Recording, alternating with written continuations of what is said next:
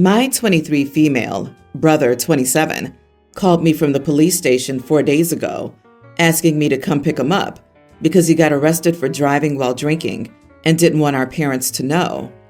I refused. I told him that I had to get ready for school and didn't have the time to drive by the police station.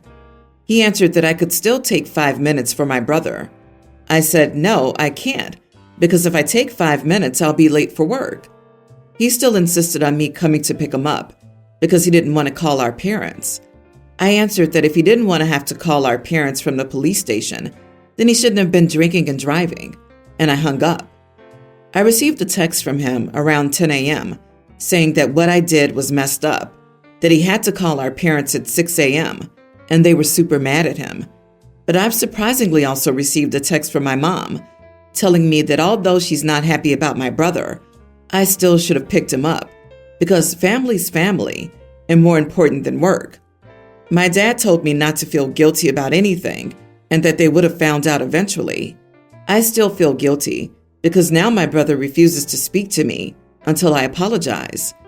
Am I the idiot? He had to call our parents even though he didn't want them to know. I'm pretty sure he got his car taken away. There are taxis, but I don't know how much money he had on him. And now he's refusing to talk to me. I love flipping these around. I was caught driving under the influence, and my sister wouldn't skip work to bail me out. So now I'm not speaking to her. What a witch. Not the idiot, all the way.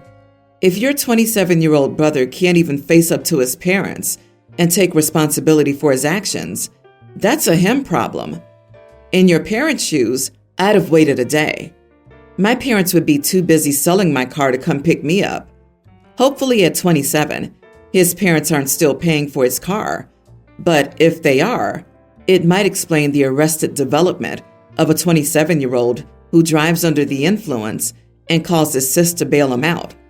It would also go well with the mother's reaction. The brother's probably mommy's golden child. I thought this too. Mom babies the son and has deemed him the golden child. Helping or saving him from the consequences of his horrible choices is more important than OP's employment. Freaking crazy talk right there.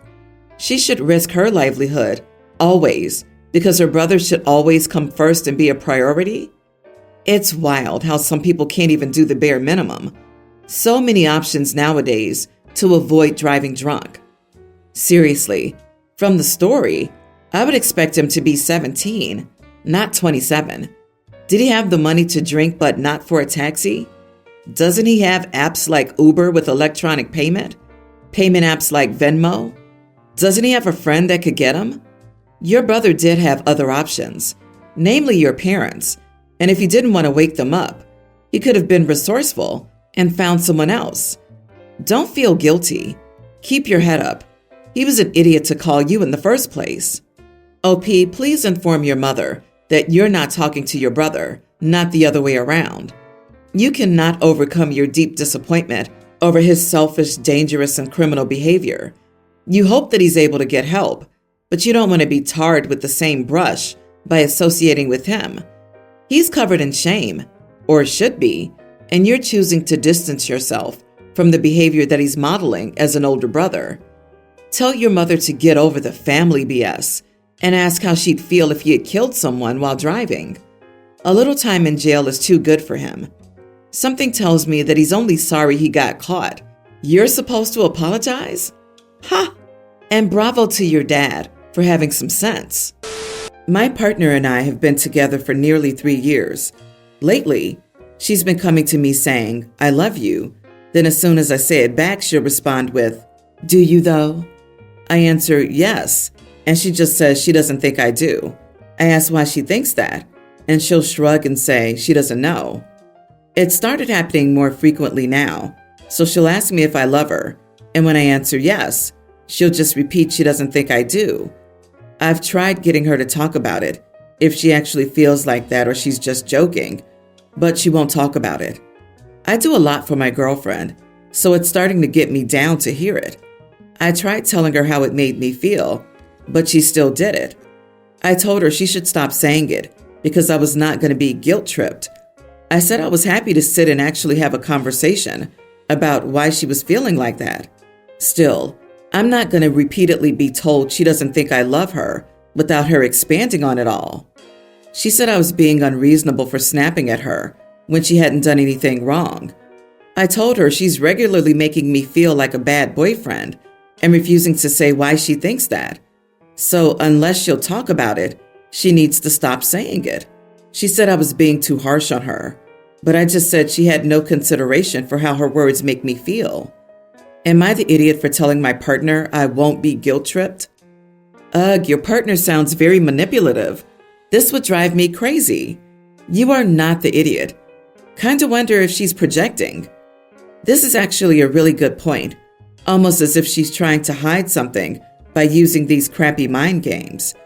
This sounds like someone falling out of love with their partner and trying to push them away because they don't want to be the bad guy and end the relationship. What you're asking for is reasonable and healthy. Her behavior, saying I don't know and not really trying to work through it with you, not so much. Maybe I'm wrong, but I think it sounds like her response of, "Do you though?" suggests that she's been expecting a marriage proposal. The absence of one is making her question if you do indeed love her. You're not the idiot, and I agree. She's trying to manipulate you into proposing. I expect adult levels of communication ability from the adults I date.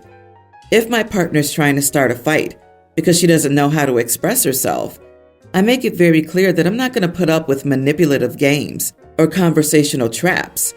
If she has a problem, I expect us to sit down and communicate like adults about it. She accuses you of not loving her, doesn't explain herself, and then calls you unreasonable when you call her out. Run, or you are in for a world of manipulation and gaslighting. My parents split when I was a preteen, and my brother Harrison was in kindergarten. My mom didn't want to share custody. She's explained her reasons to me, but I still don't fully understand her perspective. I've lived with my dad, and my mom visits us occasionally, but I haven't had any real contact with Harrison since he was a kindergartner. In our bi-monthly phone calls, Mom has always insisted that everything was fine. Well, for the first time, Mom brought Harrison to visit me and my dad, and it became obvious to me and my dad that everything had not been fine for the past 8 years. Harrison is severely attached to video games. If he's asked to get off the video game or something else he doesn't like, he'll scream at my mom and show her the finger. He failed most of his classes this year because he barely completed his homework. Harrison's school made an offer to my mom that if Harrison did summer school, it would be all online without any live lessons or meetings, so entirely at Harrison's pace. Then they would pass him, and he would be able to graduate from 8th grade to high school in August. The issue is that my mom says she can't force Harrison to do his schoolwork.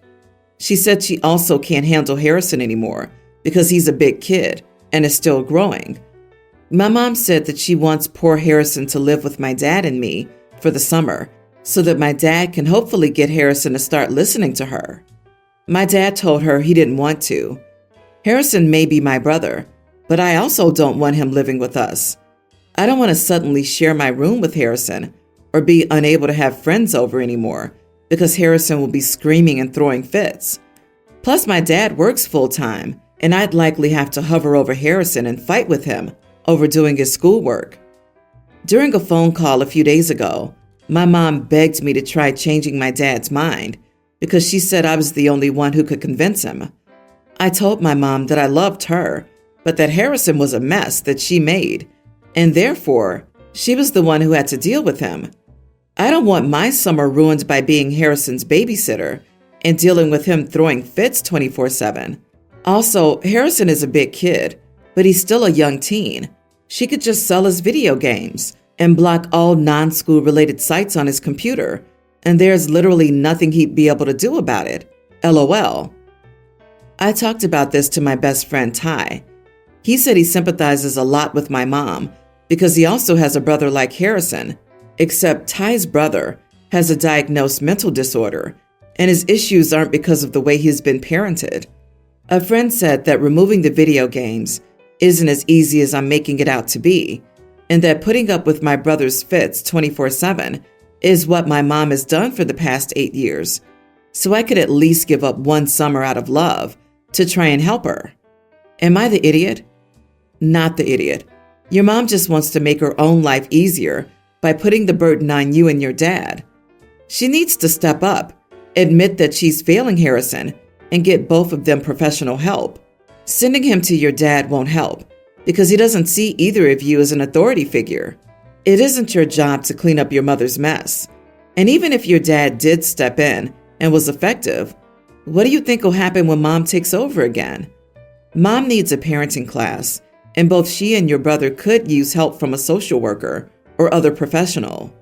Your brother may also benefit from addiction counseling. The bottom line is this situation doesn't seem like it can be resolved without hard work from mom and brother.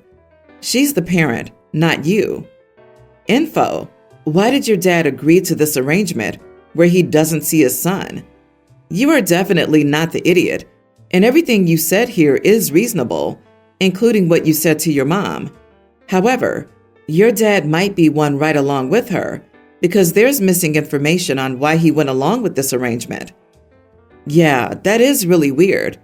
I wonder if OP's brother is an affair baby, and that's why the dad was okay with cutting him out of his life at that young age. It doesn't say anywhere that he's the dad of both boys. As a parent, I can't imagine separating my kids and not at least wanting all of them half of the time in the event of divorce. Your mom messed up. You and your dad can give her advice, but she needs to action it. That's not your job. Removing his access to games would be a great first step. My girlfriend and I have been together for about a year, and we recently just moved into our new apartment about 4 months ago. All have been well. She also has a toddler son. The father isn't in the picture, and for the past 4 months, I haven't been working due to having a hard time finding jobs due to the economy. So since my girlfriend is working and paying for everything at the moment, I help her out by cooking and cleaning the house, using my EBT card to help her with groceries, and I babysit her son while she works.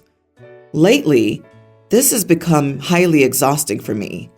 I'm not used to watching kids, but since moving in together, I've had to grow accustomed to this lifestyle, which I try not to complain about, but it's such a hassle.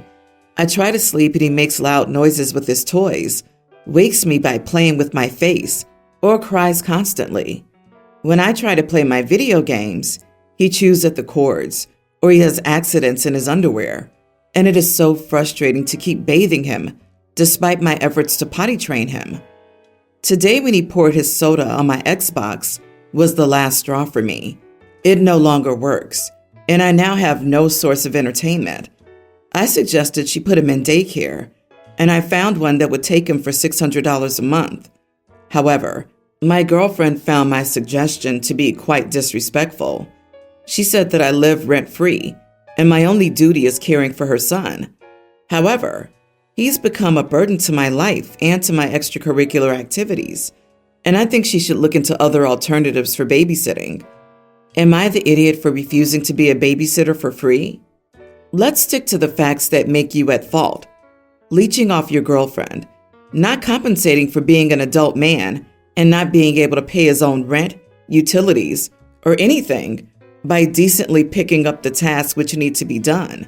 Wasting time on sleeping and gaming rather than finding a job and doing your chores at home. Sleeping and gaming while watching a toddler? That's a huge safety problem. That's very irresponsible behavior when you're responsible for a 2-year-old. I hope she kicks you out today. You, sir, are a kept man. I doubt your services are worth whatever it is you're costing her, so you'd better earn your keep by being a great babysitter. If you've been playing on your Xbox all day and calling it babysitting, both your girlfriend and her son would be better off without you, and without a doubt, she will eventually come to that conclusion herself. You're dating a woman with a child. Do you want her to pay all the bills and childcare so you can sleep in and play Xbox? You want her to be your mommy too. Get a job. Target and Walmart are always hiring. Fast food places are hiring. Any job is better than no job when you have bills to pay. If you're unwilling to be a step-parent to this child, you must break up immediately. She will always choose the child over you. I realize breaking up will mean you lose your free ride.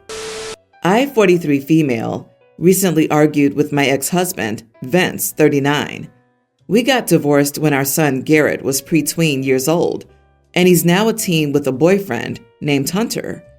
My current boyfriend, Chris, pays for most things, and I rarely use Vince's child support payments. However, Hunter had an accident, and I've been using child support to pay for his hospital bills lately. I mentioned this to Vince's sister, Angel, while drinking a few weeks ago. Now my ex-husband is threatening to take me to court, accusing me of not using the child support money for our son. I'm frustrated because I thought using it for Hunter's medical expenses was okay. My mom found out about the situation and told me that she knows Garrett loves Hunter, but why should Vince have to pay for someone who's not his child? This made me feel even more confused. When Vince and I talked about it, he said that I was the reason he walked out on us because I always went behind his back to do things. That's not true, but I feel terrible about the whole situation. I want to do what's best for Garrett and Hunter, but I also don't want to upset Vince anymore. Maybe I should have talked to him before using the child support money, but I didn't think it was a big deal. Edit. My son says he doesn't want to go to college because he's convinced that child support will last until he's 30. I keep trying to tell him that it won't, but he refuses to believe it. I'm paying Hunter's bills because he was hurt on my property, and his parents said, since I'm allowing my son to date him, it falls on me. You are the idiot, OP. That's not how any of this works.